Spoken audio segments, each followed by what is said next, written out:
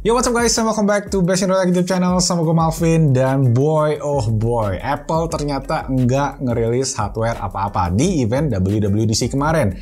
Ya gitu, jadi cuma software aja. Dan kita akan bahas di video hari ini, mulai dari tadi ada iOS 15, ada iPadOS 15, dan juga ada macOS Monterey. So, ya langsung aja tanpa basa-basi lagi, kita mulai videonya.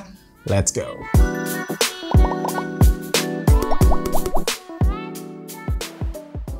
Oke, langsung aja guys, kita mulai dengan yang kalian tunggu-tunggu, yaitu iOS 15. Yes, hal-hal baru di sini bisa dibilang cukup minor, jadi gua akan share yang penting-penting aja dulu ya. Pertama, yang gua mau sampaikan adalah congrats buat kalian user iPhone 6s dan iPhone SE, karena kalian masih bisa upgrade ke iOS 15. Gila ya, udah berapa tahun tuh umurnya? 2015 ya, kalau nggak salah ya. Gila, jadi 6 tahun loh. Gadget apa sih yang dapat support software sampai 6 tahun? Tulis di bawah kalau ada ya. Oke, langsung aja kita masuk ke pembahasannya fitur-fitur yang baru dari si iOS 15. Oke sih, pertama yang jadi highlight di iOS 15 buat gue sendiri adalah spatial audio di FaceTime. Yes, katanya Craig Federighi sendiri ini tuh biar video call jadi lebih realistis ya, mungkin di masa pandemi gini kan. Lumayan lah, bikin gue cukup penasaran, tapi at the same time gue ngerasa kok agak maksa gitu ya. Maksa ya karena fitur ini kan spatial audio itu baru dimiliki sama AirPods Pro sama AirPods Max, which artinya ya kalian harus beli dulu, kalian harus punya dulu kedua produk tadi biar bisa ngerasain fiturnya. Ya, jebakan Apple kali ya. Gue sendiri udah nyobain memang fitur spatial audio, gue taruh aja di atas sini. Dan emang sih buat nonton film itu seru banget kayak di bioskop guys, bener-bener wah gitu kan. Cuma emang buat teleponan gue ngerasa kayaknya nggak perlu deh ya. Tapi nanti kita akan coba aja once kita udah bisa update. Nah, kemudian selain itu juga di FaceTime itu banyak upgrade lain, mulai dari ada portrait mode biar video call kalian makin ciamik ya, biar ada bokeh gitu di backgroundnya, nggak tahu ngapain buat apa. Terus juga dia tuh ada bisa share namanya sekarang FaceTime link, menggunakan link itu kayak ya Google Meet, kayak Zoom gitulah ya. Dan ini juga kompatibel ke smartphone Android, jadi bisa FaceTime bareng antar device. By the way, itu yang dipakai sama Apple HP apa ya? HP Android apa tuh yang notch-nya gede banget sama pecinnya gede banget? Tulis komen di bawah kalau kalian tahu. Nah, satu lagi guys yang menarik nih ya, pas lagi FaceTime, mungkin kalian FaceTime bareng sama gebetan atau pacar, itu ada fitur namanya Share Play, yang sesuai namanya kalian bisa sharing apa yang kalian sedang play di HP kalian, mulai dari lagu yang misalnya kalian lagi suka gitu ya, lagi kasmaran gitu kan, atau kalian bisa nonton film bareng biar dari HP aja pakai si FaceTime tadi. Mungkin ini cara baru pacaran digital ya selama masa pandemi ini. Oke, yang berikutnya ini lebih menarik karena ini bisa dibilang upgrade secara visual, yaitu notification summary namanya. Jadi notifikasi ini akan di group base berdasarkan prioritas. Jadi di iPhone kalian itu dia bisa, ya karena dia pinter, dia bisa ngecekin aplikasi mana sih yang kalian sering pakai. Misalnya kalian baru bangun tidur gitu kan, biasa ngecekin Instagram, dia akan tahu dan notifnya akan ditaruh di atas. Dan ya gitulah, dipelajarin berdasarkan pola penggunaan kalian. Nah, masih banyak lagi sih improvement lainnya. Beberapa sih nggak gitu kepake di Indonesia, seperti ada Apple Wallet, Apple Maps, Weather. Ya, Weather mungkin masih dipakai di beberapa tempat kali ya. Mungkin yang paling kepake tuh sekarang ada di aplikasi kameranya. Ada fitur namanya Live Text, yang mana dia bisa langsung ngedetek teks kayak scanner gitu. Kayak Google Translate bisa dibilang gitu kali ya. Jadi kalau kalian di kamera kalian lagi ada ngelihat teks, dia akan langsung bisa ngelihat, kayak kalian bisa select teksnya, bisa di copy, bisa di paste, bisa di share, dan ya masih banyak lagi lah fitur-fiturnya. So itu tadi highlight gue di iOS 15. Sekarang kita berlanjut ke iPadOS 15. Nah, di sini ubahan juga bisa dibilang tergolong minor, lebih ke penambahan fitur yang sebelumnya ada di iOS 14. Sekarang di iPadOS 15 udah ada seperti widget. Sebelumnya kan cuma bisa di bagian kiri home screen aja nih. Sekarang udah bisa di mana aja, kayak di Android, ya, nggak, maksudnya kayak di iOS 14. Nah, kemudian ada App Library juga buat kalian yang pengen mengorganize aplikasi, apps yang udah nggak terhitung. Misalnya gue gini kan aplikasinya banyak banget, ya gue bisa organize nanti di App Library.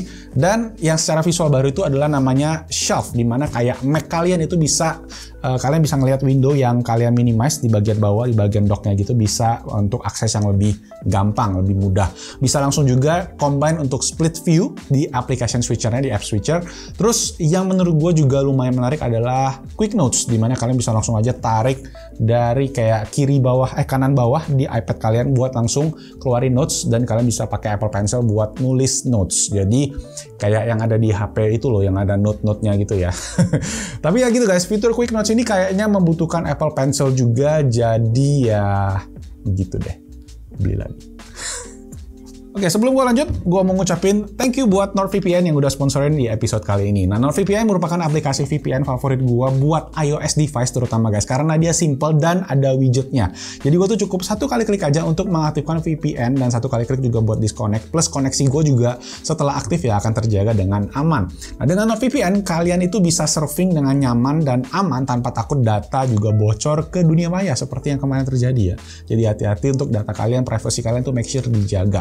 Kalian juga bisa pakai ini untuk berbagai fungsi, misalnya kalau kalian pakai smart Android TV misalnya, itu ada juga NordVPN di mana kalian bisa pakai untuk mengakses konten Netflix dari negara lain yang biasanya nggak ada di Indonesia.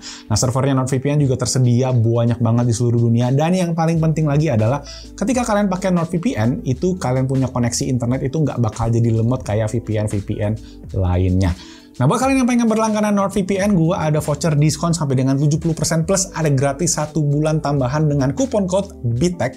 Gue taruh di sini, atau kalian bisa aja langsung klik link di kolom deskripsi yang paling pertama ya buat ngikutin atau langganan ke NordVPN. Sip, lanjut. Oke, sekarang lanjut ke update terakhir buat macOS, yaitu macOS Monterey yang wallpaper-nya ada di belakang tuh. Cakep ya. Nah, bisa dibilang di sinilah update terbanyak paling dirasakan kali ya. Kita mulai dari pertama yang paling seru menurut gue adalah Universal Control. Jadi fitur itu tuh kalian bisa menggabungkan kalau kalian punya iPad dan juga punya Mac, iMac, Mac Mini, MacBook Pro, itu kalian bisa mengontrol semua device tadi melalui keyboard dan trackpad dari si MacBook Pro. Kalau yang gue lihat di presentasinya si Apple tadi. Jadi bisa dibilang ya ini satu tingkat di atasnya Sidecar. Sidecar itu kan cuma buat extend layar aja. Ini dia bisa menggabungkan jadi satu, dan ya ekosistemnya Apple sih semakin optimal ya, bisa dibilang satu sama lain.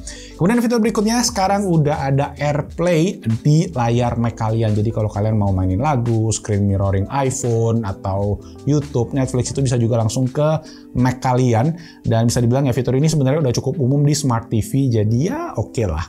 Aplikasi shortcuts juga akhirnya masuk ke Mac, dan gue sih masih ngebayangin use case-nya seperti apa, karena di iPhone, di iPad, aplikasi shortcut itu tuh powerful banget, bisa buat smart home, bisa buat ya macam-macam lah untuk maksimalin smartphone kalian. Sisanya ada update juga untuk Safari yang tampilannya jadi lebih sleek-nya, lebih clean. Gue sendiri sih sayangnya nggak pakai Safari, gue pakai Google Chrome karena entah kenapa ketika gue upload video menggunakan Safari untuk YouTube, itu videonya jadi jelek banget kualitasnya.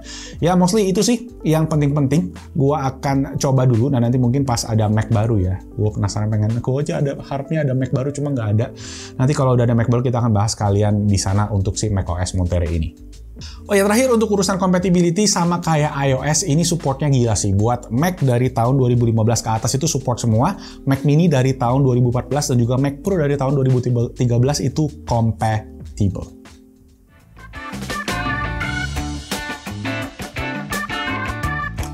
Oke, so guys, that's it. Itu tadi untuk yang baru dari Apple di WWDC dari segi softwarenya. Semoga videonya bermanfaat, dan let me know apa yang paling seru menurut kalian dari WWDC ini. Langsung aja ditulis di kolom comment section di bawah.